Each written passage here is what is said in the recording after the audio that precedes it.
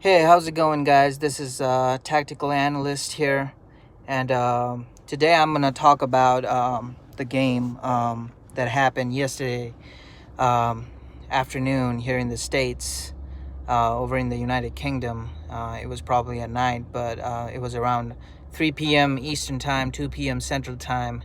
Um, Man City versus Liverpool. Of course, a great game when you look back at it, um, not only as a neutral but also as a fan of both team. And it was a great game. It lived to the hype before the game. Of course, the whole world, footballing world, that is talking about it.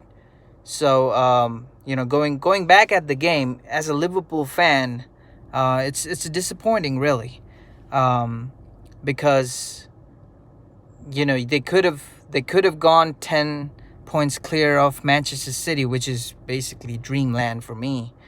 Um, but as a Liverpool fan and the players and also Jurgen Klopp, I think they all will be pretty much disappointed. I'm disappointed because I'm a Liverpool fan, and as a Merseyside Red supporter, it was hard to take, and I would have taken the result um, if Liverpool would have played badly, but they didn't play that good, but they played okay against a great Manchester City team.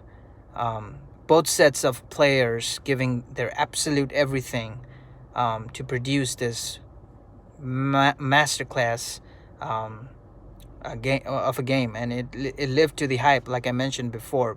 And it's easier for us as a fan and supporter to sit on the couch and look at the game and think that the game is basically, as it is. It's super simple, but it really was not. When you reflect back to it, the amount of intensity, the amount of workload that was put into it was just ferocious. The game was played in a ferocious speed of absolute, um, high level, high tactical game, and major props to Pep Guardiola, basically.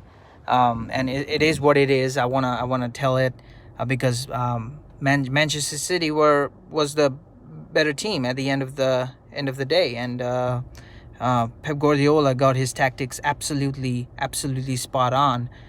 Because I don't know if you guys covered this or not, but on the right hand side, he basically targeted Liverpool's weakest link on that back line, and it was Trent Alexander-Arnold with his experience of in a game of this magnitude, and also Dejan Lovren, who proclaimed himself as the um, best player, best defender in the world, but he really got found out yesterday night. So, it was a great tactical masterclass from Pep Guardiola.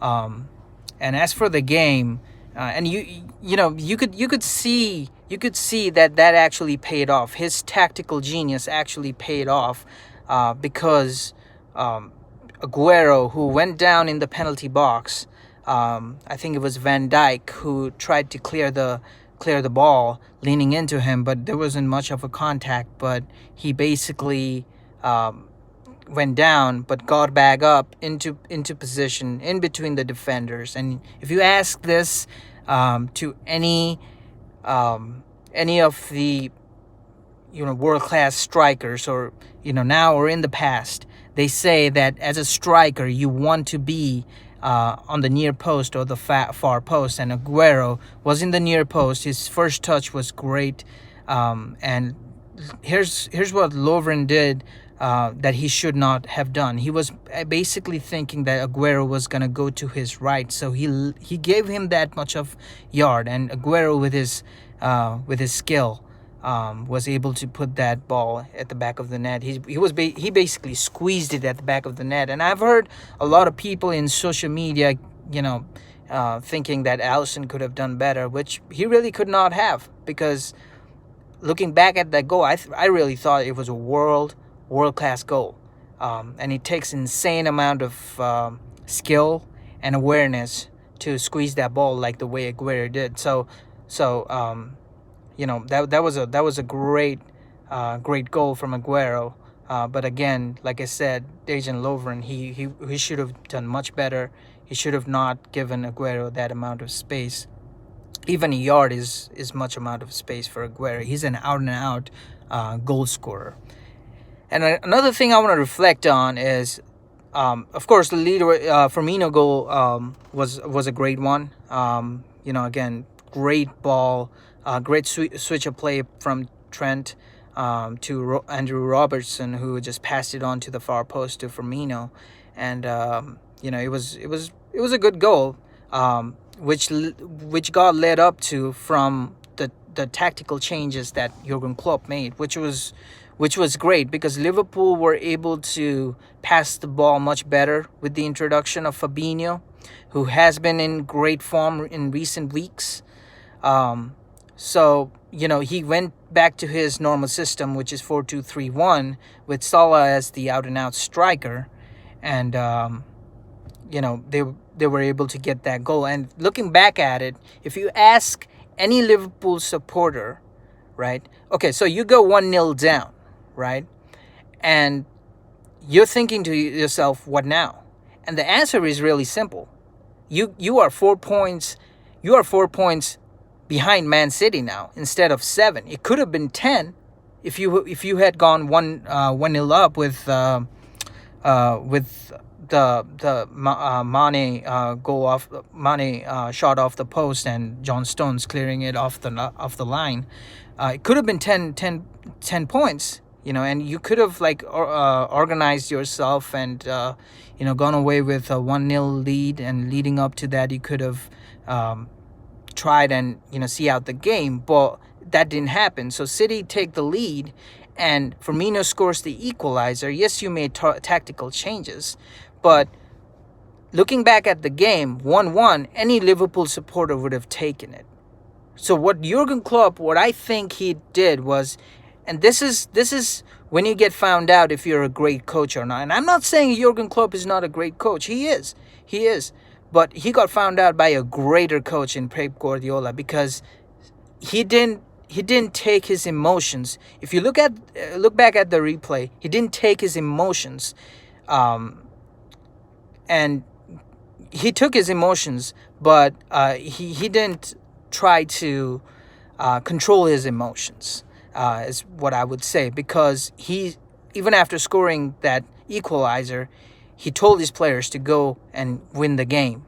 Whereas, as a great team, if you want to win the league in 1-1, walking out with from the Etihad 7 points clear of Man City is not a bad result. So just take the heat out of the game. Pass the ball around. Keep the possession of the ball. Drop back.